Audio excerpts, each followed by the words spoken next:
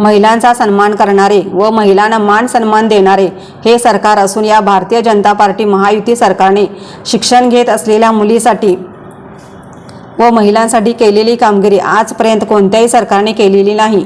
त्यामुळे महिला भगिनी युवती या भारतीय जनता पार्टी महायुती सरकारच्या पाठीमागे खंबीरपणे उभे राहतील असे शहराध्यक्ष पैलवान अमृत भोसले यांनी सांगितले। यावेळी बोलताना महिला आघाडी अध्यक्षा सौ अश्विनी कुबडगे यांनी सर्व मुलींना मोफत शिक्षण मिळणार आहे। मुलींच्या पालकांना 1 रुपया पण खर्च करण्याची गरज नाही।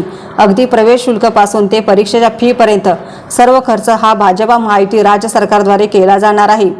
त्यानुसार मेडिकल, इंजिनिअरिंग अशा 800 पेक्षा जास्त कोर्ससाठी मुलींना मोफत शिक्षण मिळणार आहे। या योजनेच्या माध्यमातून आता राज्यातील सर्व गरीब कुटुंबातील मुलींना मोठा फायदा होऊन मुलींच्या आयुष्यात मोठी क्रांती घडवणार आहे असे प्रतिपादन केले। यावेळी राज्य सरकारचे जाहीर अभिनंदन करण्यात आले। आज इचलकरंजी परिसरातील कन्या महाविद्यालयामध्ये भारतीय जनता पार्टी व महिला आघाडी युवा मोर्चाकडून पेढे व साखर वाटप करून आनंद व्यक्त केला।